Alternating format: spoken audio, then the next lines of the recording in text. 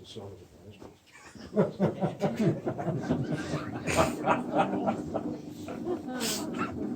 Hey, come on in. Hey, I got an answer for everything. This is the rarest American half-track. Okay, in the last 34 years, I've been collecting this stuff. I had 8 vehicles shipped back from Europe. This is one of them, right? This was actually used in World War II. It takes 8 to 9 months to get a vehicle back. And when it lands on the shores of New Jersey or New York, I have to get a trucking company to bring it to Colorado. I spent over $300,000 just getting this stuff here. So anyway, this is the rarest half-track. 1942, the White Trucking Company made 520 of them. Over 400 went overseas and never came back. All my half-tracks have Israeli rebuilt motors in them. See how new the motor looks? Because after World War II, the U.S. government gave the Jewish people all these kind of track vehicles to create their state, Israel, which became a state in 1948. So as these get rarer and rarer, which are already rare because they only made them for 4 years, a lot of collectors are going over there, like to the junkyards, buying all kinds of parts and have them shipped back to America. And I find the parts in the Worldwide Military Magazine. And the parts I can't find, I can make in my machine shop. Okay, we're going to go up on the deck over there. That's the M2 half-track, and you look inside, it's fully equipped. It even has 1945 dated sea rations. The food was never taken out of the box.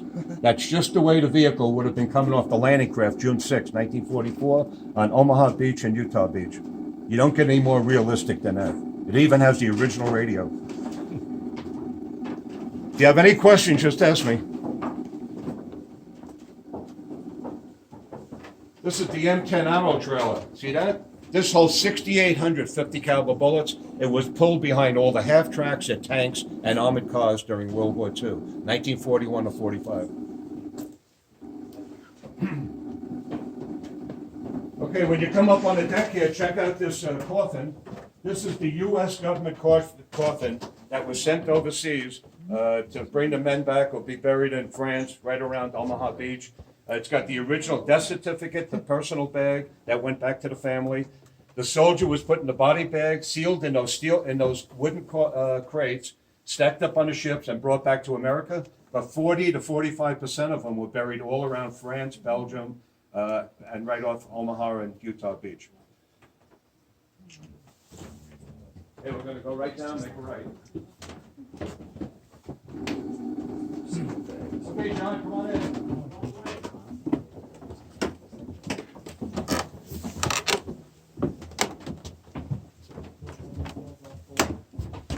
No, just for show.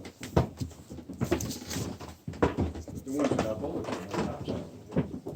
And those are the original 1943 to 44 caliber. They're all dated like that.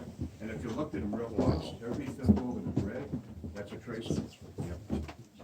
Yeah, come on over the deck here. This is my gas mask display. I have every American gas mask from 1914 as the years changed all the way up to what they're wearing today. This is the horse gas mask, 1943 to 45. See the baby gas mask? The one on the right's from Belgium, the other one's from France. The moms put the whole baby in the gas mask and pump the charcoal filter on the left side. This is all chemical and biological decontamination components. Very hard stuff to find from World War I right through Korea. Yep. This is the M5 gas mask for the invasion of France. But luckily, the Germans didn't use any chemical or biological weapons when they invaded France on the Americans or the Allies. But if they did, this is really hard to find. This is the gas patch. If you guys watched that movie, Save Private Ryan, I seen it 5 times. They all had these on their right arm here when they came off the landing craft. And if this turns blue like my dungarees, there's agents in the air. That was a pretty smart idea. Some Jewish guy probably invented it. Thank you. Anybody have any questions? Okay, come around the turn here. Yeah, that's all World War II barbed wire from every country.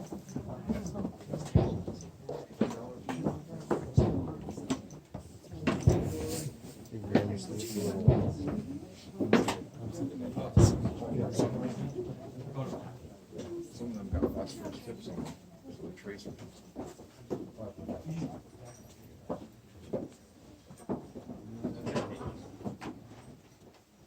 Yeah, let's come right around the turn here. We can stop.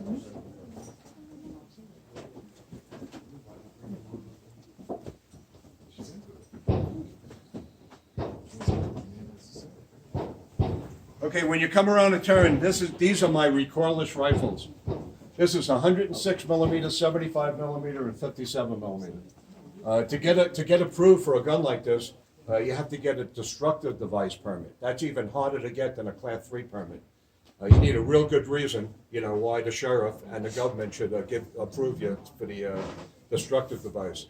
So anyway, this here fires 106 millimeter shells. That's what the shells look like. And the gun on the top, that's called the spotting rifle, and it would shoot a tracer. Those are tracers, so the artillery sergeant could get an idea where the shell is going to go. And these were normally shot off the M38A1 Jeep, which I have on the other side of the museum. I'll show you. And the way a recoilless rifle works, you open up the breech block, you put the shell in the back, and see the perforated holes in the shell? So when it's fired, the gas would go through the breech block slots, and the shell, of course, would come up through the front.